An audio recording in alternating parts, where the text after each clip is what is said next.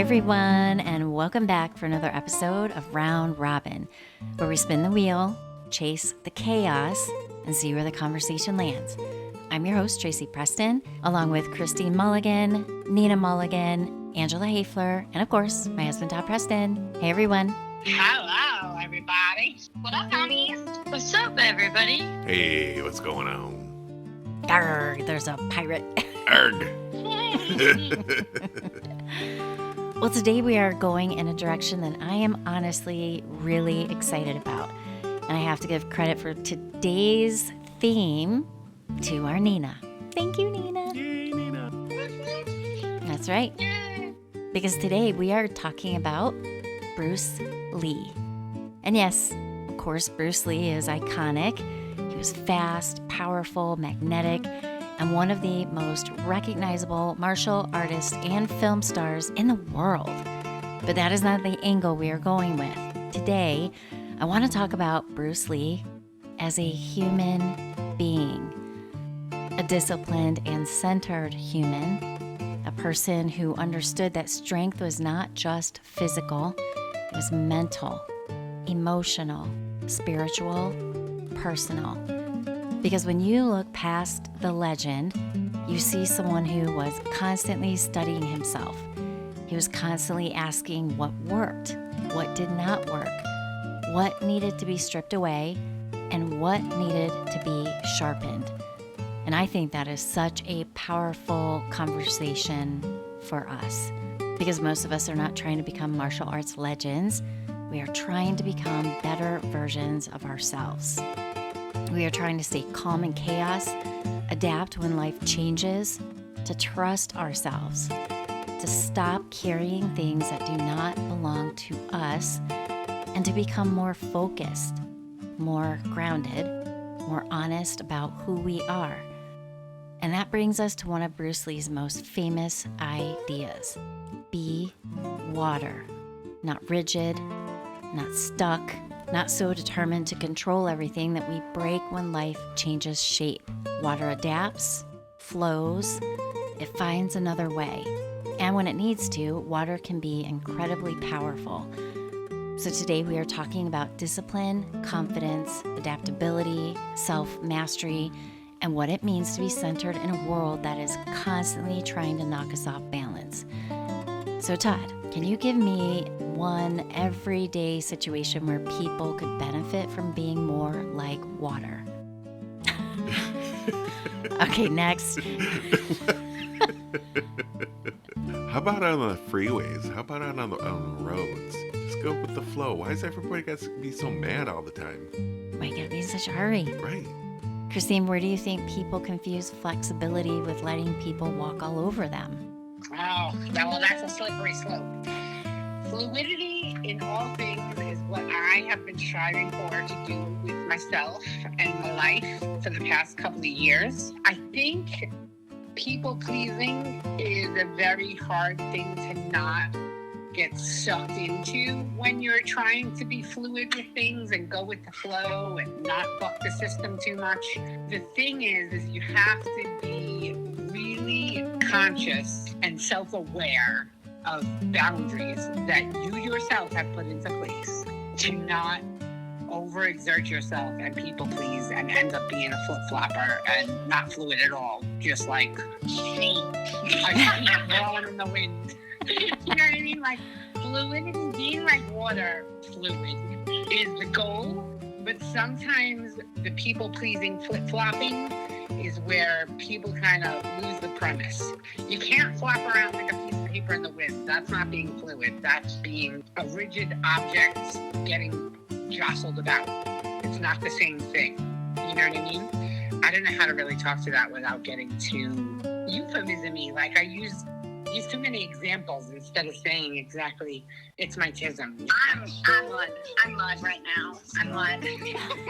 As an earth sign, I don't like to be fluid, but if you try to stick water on me, then it turns into mud. So good luck with that. It's fun.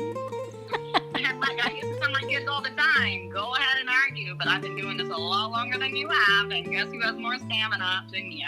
So That's right. at least in the perimenopausal phase of life, water is, the only water I want to see is at the ocean. Big, tall, cold glass of water when you're hot. Yeah. So, Nina, I was going to ask you, and now I'm questioning whether I should ask you or not, but what things are you trying to be more flexible about in your own life? Wait, what are you talking about here? In my world, flexibility and wetness is number one. Number one on the list. But here's the thing. Look, I think for me, what I'm trying to be more flexible on is allowing other people to make their own mistakes over and over again, even after they've asked me for advice, even after everybody's told them they're stupid and to stop what they're doing. I think that's probably been the hardest thing for me to do lately. I mean, just like in the last few years, like being a people pleaser, it's like, and I go from one extreme to the other. I'm like a super people pleaser to get the fuck away from me. Like, I don't even want to be around people anymore. So I have a pendulum that swings constantly. But I think the hardest thing for me is being a friend and yet still allowing other people to make their own mistakes and not take it personally when they just fuck it all up again and don't take my advice. My advice is the best. I'm a Capricorn, of course it is. She thinks so, that's for sure. Okay, now, Angela, when do you think it is okay to stop flowing and start crashing? When something important comes up that you don't agree with. But then again, I have a very different opinion about that. I hate confrontation. So for me, I just kind of go with the flow. When I'm confronted or if I have to be the one that does the confrontation, I get really uncomfortable. A situation, I will face it. I don't like it, but I will do it. Yeah, It's just my personality. I agree. I'm a go with the flow kind of person. I hate confrontation, but when it needs to be done, then if my switch gets flipped, it's a whole nother story.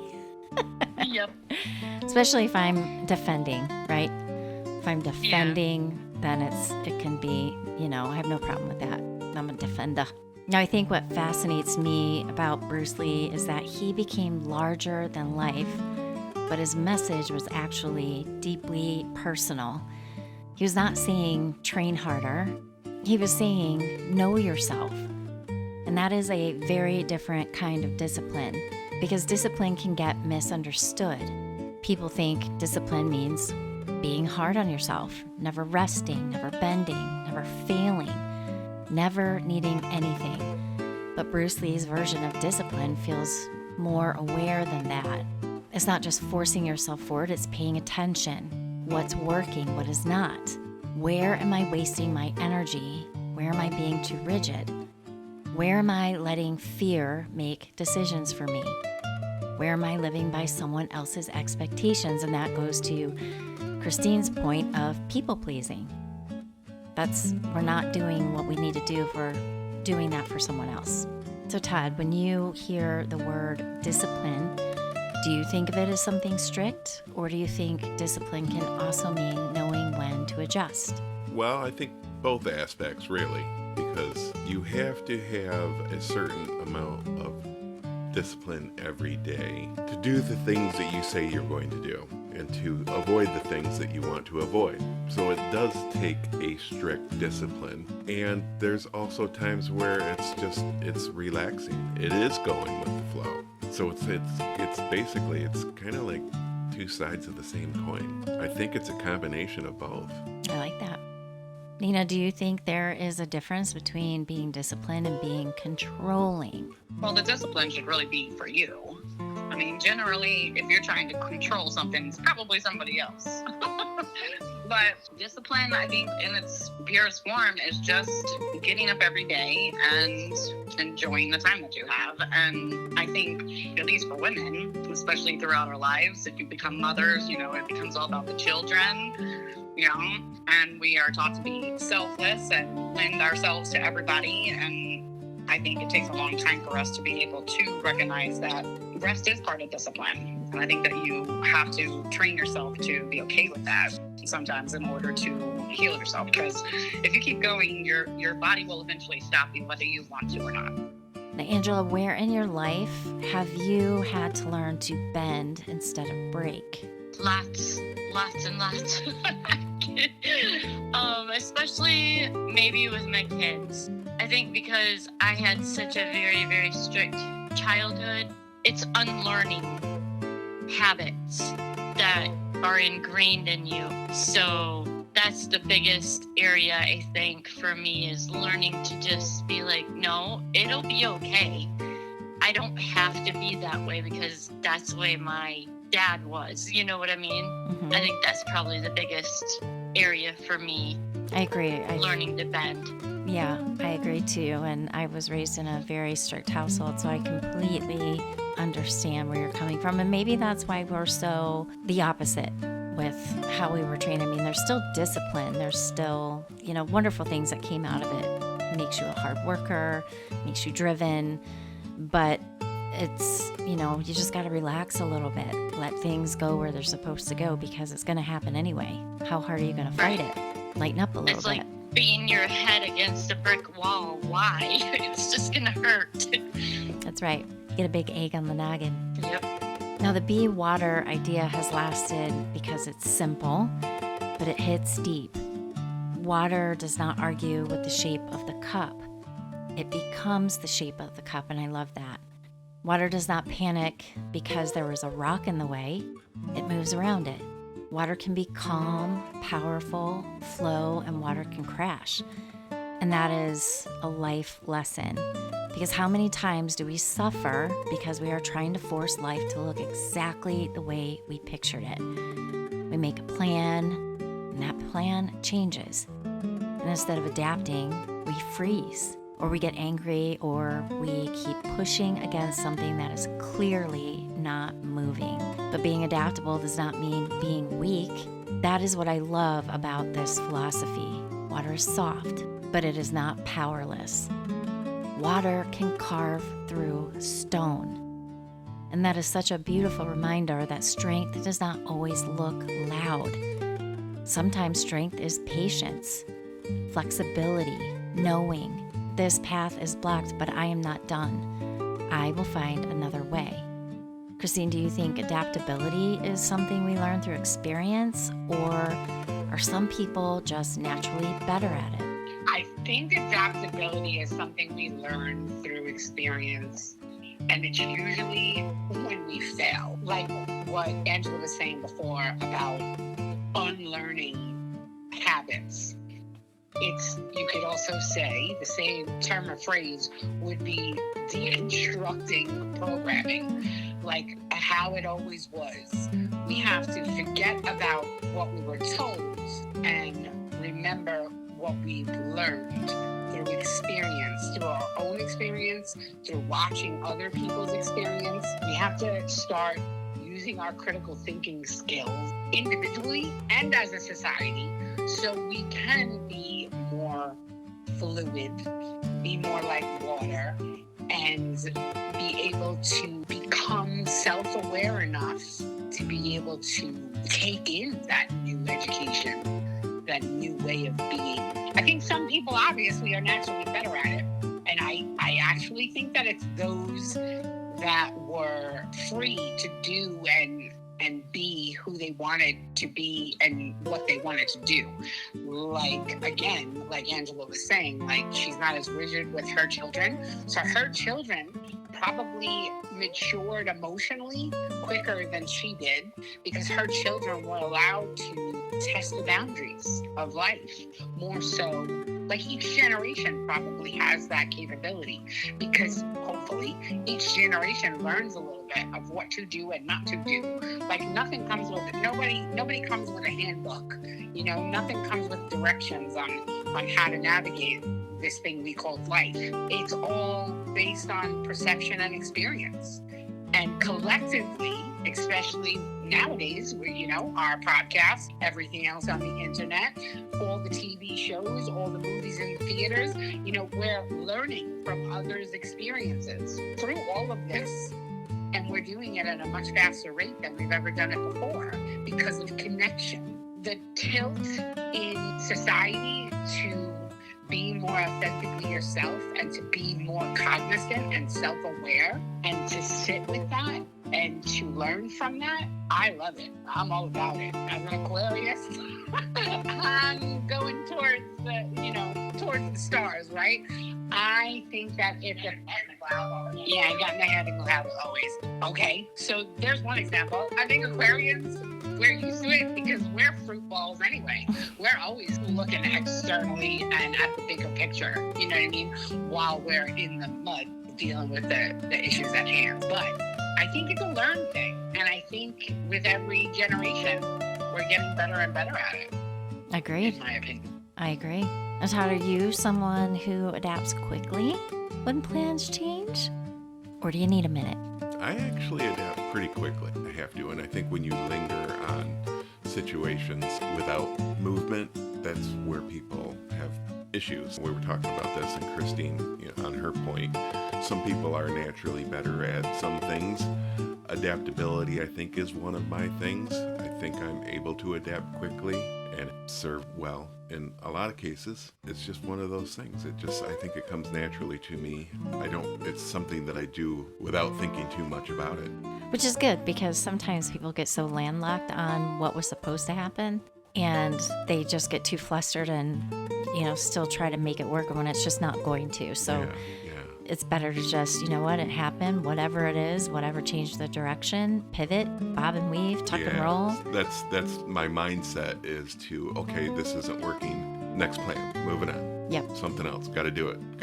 Yep. Just let it go. Yep. What is harder for you? Changing direction or letting go of what you thought was supposed to happen?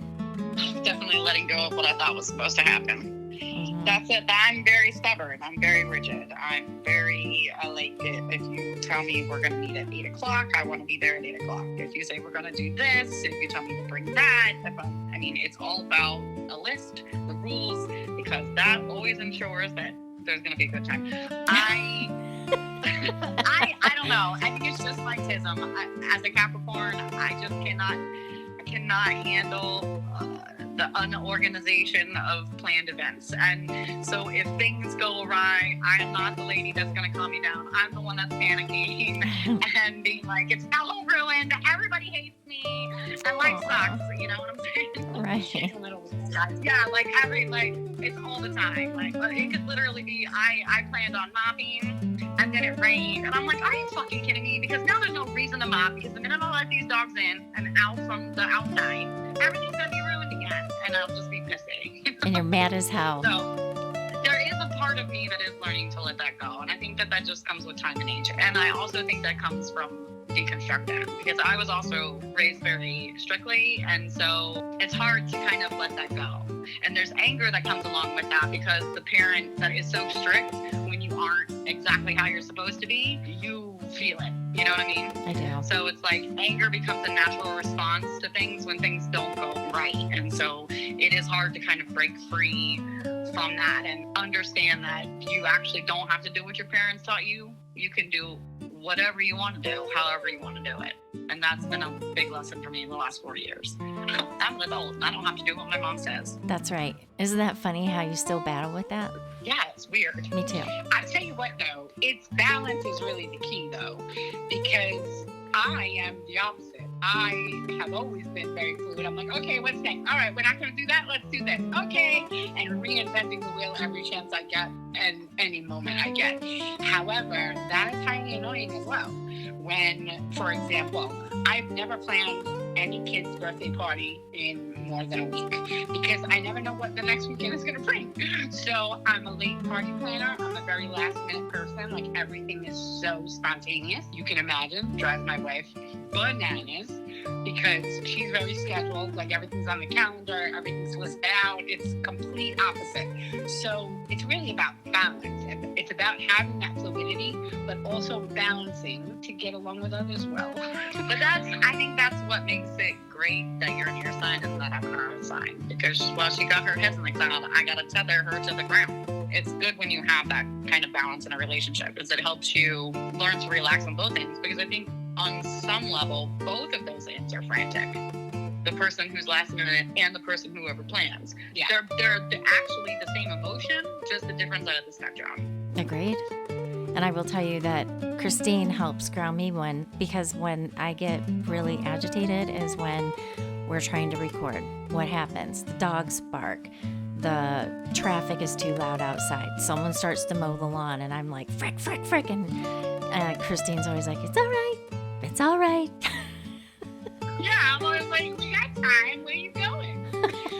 Why are you so busy? You ain't got 5 minutes. It's just annoying when the whole world knows you're supposed to be doing something and like literally everybody's got to go mow at the exact same time. You need to take a nap or do something quiet. Literally. Irritating. I know. Literally, before we started this, like, 8 minutes before? Yeah. Across the street, like someone's firing up their really loud lawnmower. I'm like, really? Can we ever just have one moment when we record that somebody's not doing something they shouldn't be doing when I'm trying to record? We even had a UFO show Nothing up. like being the center of the universe, Trace. Nothing like it. I know. That's right. Angela, do you think being adaptable has gotten easier the older you've gotten or harder? For sure, way easier. Because when I was younger, I was very, very much full of rage. And I was extremely stubborn. But as I've gotten older, I'm literally to that point right now where my favorite saying, well, I have 2 of them. Not my circus, not my monkeys. And that helps me out because normally I would worry about what everybody else thought. You know what I mean? Mm-hmm. She's a bit clunky, because people are assholes, so it's just kind of like, I'm going to step back and I'm just going to be me and I'm going to be in my own little world. I'm aware of everything, but I just can't take on everybody's problems, Yes, so I have to adapt. And it's gotten easier because I'm more patient and I'm less full of rage. Right. The lessons of growing older, which we should all we should all have those, right? We should hopefully be Right. learning and changing and adapting as we get older, what works, what doesn't work, what to let go. I'm right there with you. Yeah, and definitely numero uno thing to let go of when you're trying to be more fluid and be more like water is expectations. Expectations are the dumbest thing ever. Yeah. Everybody needs to let them go because the more you expect things to happen a certain way, the less likely it is to happen. Especially in people. Like if you want to have friends. Because I feel like the minute that you have a certain expectation about even your partner or your friend, there's only 2 solutions. 1, you adapt, or 2, you draw a boundary and you get the heck up out there. You know what I'm saying? Like that's to me, it's a very you have to make that decision. Yeah, but the expectation portion of it is really just you preconceiving an outcome and then, I don't know, psychically willing it out into the world that somebody else makes that outcome happen. It's ridiculous. Like the whole concept of an expectation is insane. Even self-expectation. Like you're putting the cart before the horse every time. I'm not even sure if I can really verbalize it as strongly as I feel it. Having expectations will always have you disappointed. Always, yeah, for sure. Yeah, you definitely have. But I've I learned that. think that you should have some concrete expectations of what you believe should be a part of a relationship for you. No, I think those are boundaries. No, those are boundaries, not expectations. Expectations should be eliminated completely. It's hard. That's a hard thing to do. If you have no expectations, you'll never be disappointed.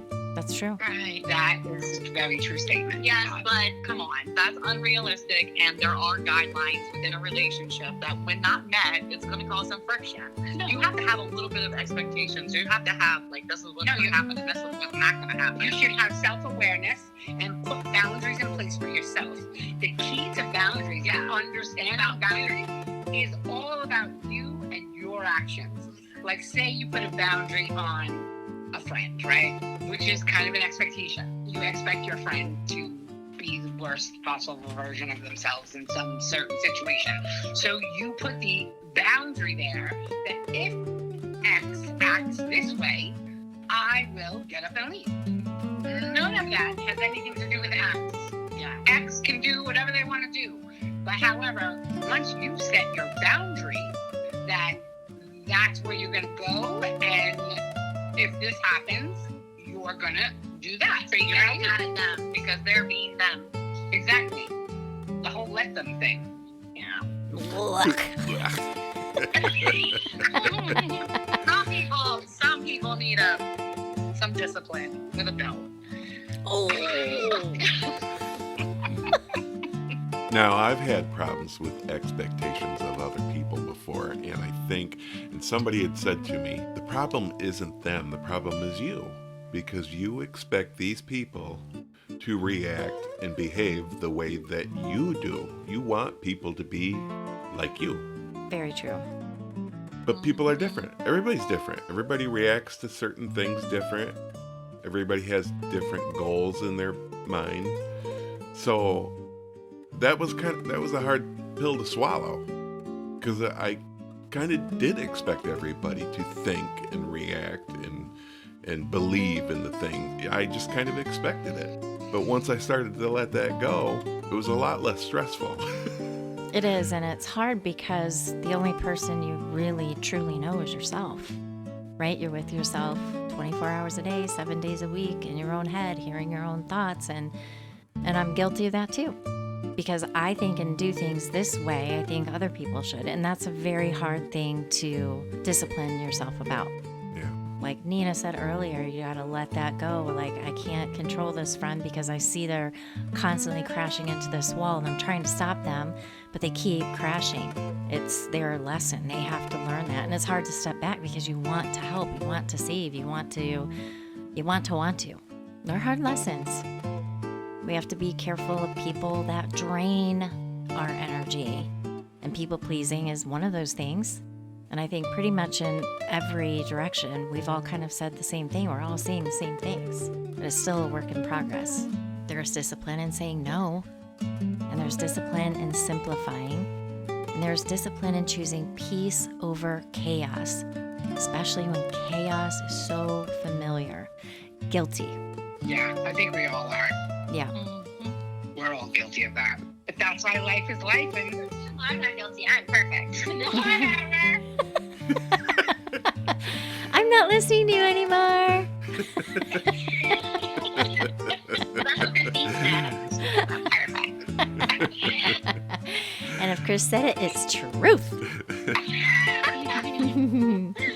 I do want to say that, again, I credited Nina for the direction of this show because Nina is our queen tiki-talker, and she's always sending us these great things. And so it was late last week. She sent us this great tiki-taki reel with Bruce Lee, and I remembered how much I was affected by him because my stepdad actually would take me to the movies, and we would watch Bruce Lee movies. I loved Bruce Lee. And he was... I think I'll have to try one. What's one I should watch? I only know Bruce Lee as Bruce Lee. Like, I've never seen Like of the I person. know of him because, it's just something that you know, but I've never actually watched one of his movies. I do remember, wasn't it like his son or Crow? Brandon Lee. Yep. Was that his son? And Yep. I remember that he was like shot or something. But Yep. I've never got into the Bruce Lee stuff. I didn't grow up with that. So Well, one of my... what would you recommend I for have- a movie? Well, I actually am going to recommend one of his movies in my recommendation. Oh, okay. So, Okay, never mind. yeah, it's, I don't know. I was always like, I just was in awe of him, the way he held himself, the way he talked, the way he stayed calm. And you saw that in the tiki-taki that you sent us. He was very focused, and he would be asked these questions, and the answers that came from him were like, I would personally like, oh my God, that is such a grounded thing to say. He never went for what someone else may answer that question. So so I'm gonna make a recommendation, and I know I've seen it, or I know I was actually watching some clips of some of his other movies, and I was having flashbacks. I'm like, oh my God, I saw that one. Oh my God, I saw that one. So stand by for that one. All right, so if we don't have anything more to say on that subject, we're gonna move on to our Woman of the Week. And I wanted to choose someone who connects directly with today's theme, and that is Shannon Lee. So not only did Bruce Lee have a son, he had a daughter. And what makes her so powerful is that she has become much more than the keeper of her father's name. She has become a keeper of his philosophy. And I think there's a difference, because preserving a legacy is not just protecting someone's image. It is asking, what did this person teach us? What did they leave behind that still matters? And how do we carry that forward without turning them into a statue instead of a human being? Shannon Lee has spent much of her adult life doing exactly that. She has helped bring Bruce Lee's teachings to new generations through writing, producing, speaking, podcasting, and the Bruce Lee Foundation. And what I really respect is that she has not treated his legacy as just action scenes with movie posters.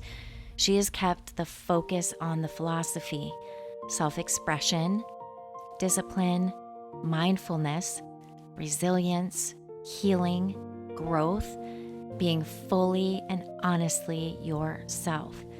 And when you think about what Shannon Lee has carried personally, that becomes even more powerful.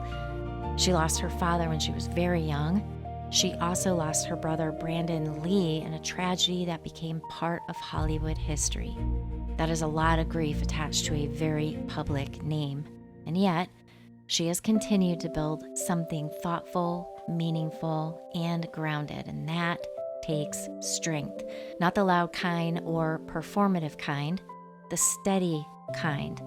The kind that says, I am going to honor where I came from, but I'm also going to become my own person.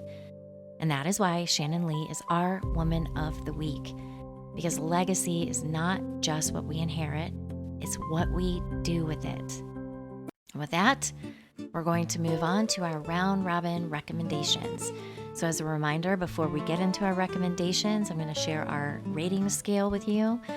1 spin, only if you're bored. 2 spins, background noise. 3, solid watch.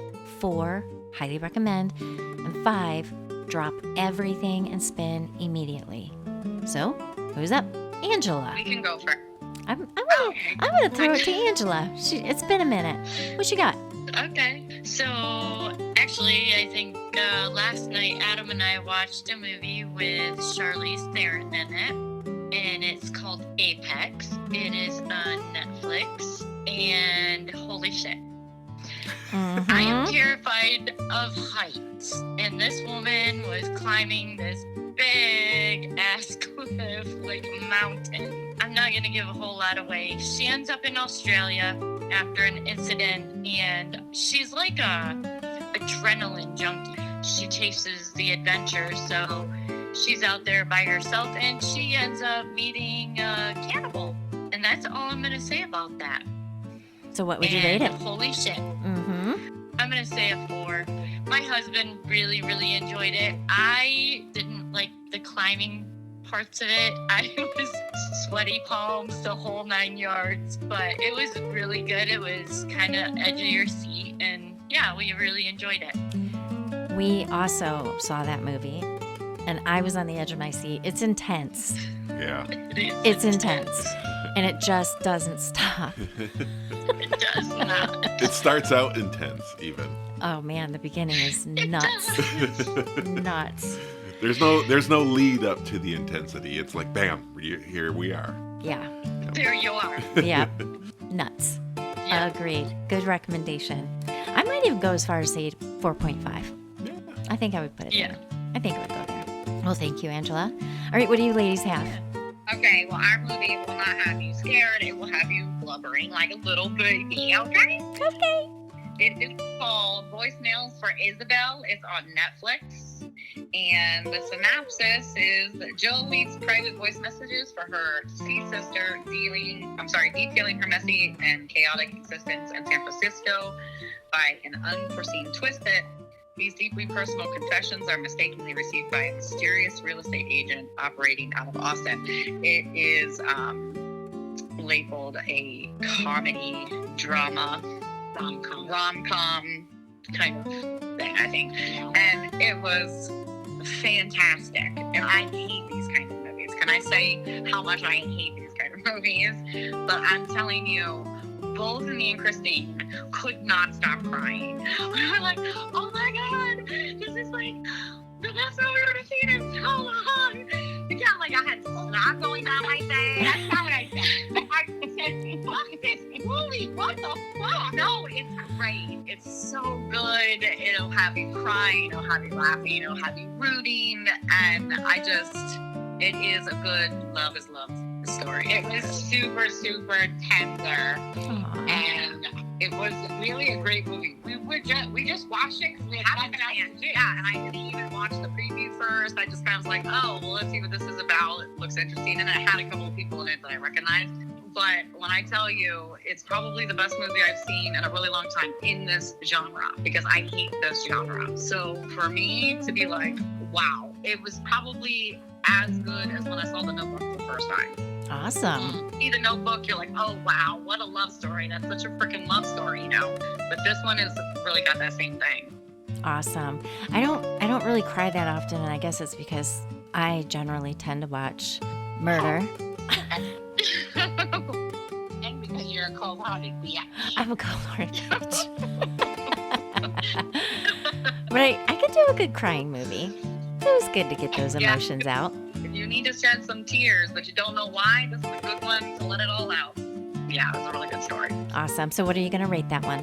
5. Oh, that doesn't come out lightly. That was a double 5. Everybody must watch this movie. It was a great, great movie. It will make you believe in love again. So love of all kinds. Yeah, love of all kinds. It wasn't just romantic love. It was just like love. Like, just being with people and understanding the vulnerabilities of people and how that just resonates and makes you shine and how that isn't. And authenticity. Yeah. Yeah, love it. Okay, all about it. Well, that kind of fits our theme today. Yep. Yes. Love it. All right. Thank you. And you said that was on Netflix? Yes. Perfect. All right. How much you got? I have, and this was fun because we watched this we started watching this at 3:30 in the morning because we had just gotten back from 2:30. Yeah, it was late.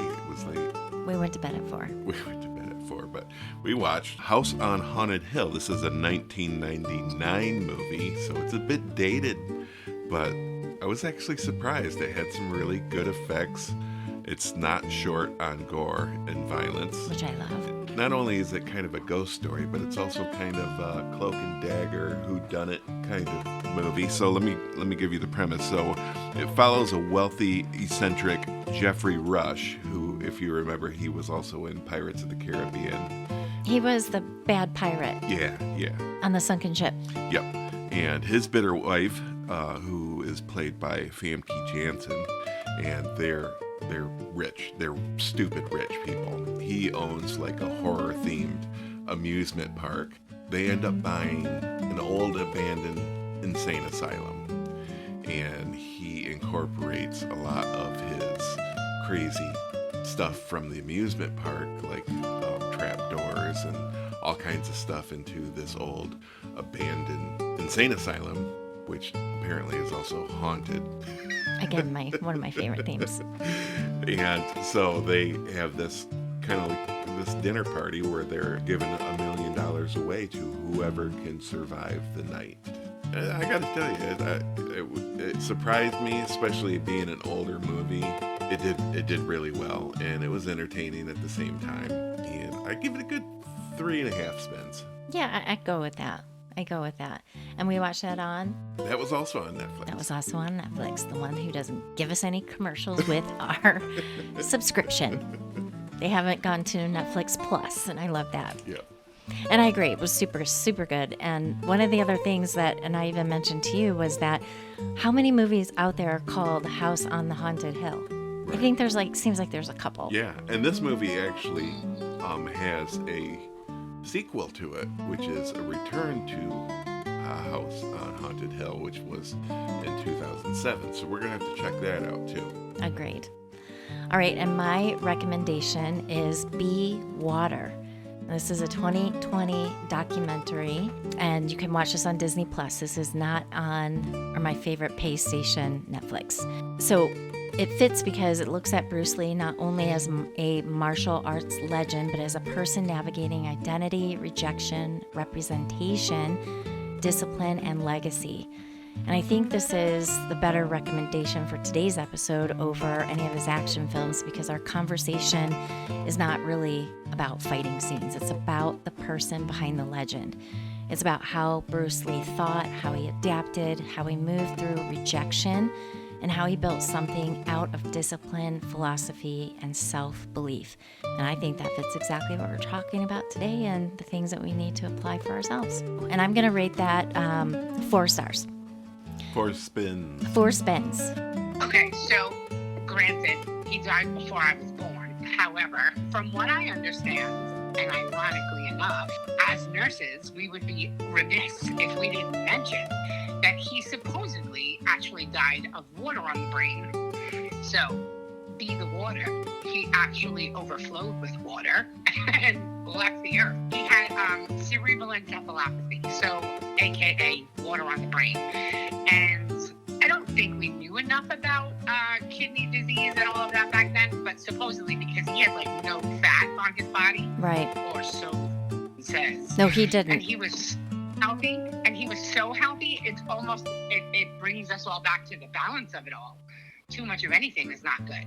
So when you're super uber healthy and you are not eating enough things with salt to hold some of the water where it needs to be, it all goes to your brain, and he's no longer with us. Yeah, and then you herniate. So he became the water. He truly did. Be a pickle, save the penumbra. Be a pickle. That's right.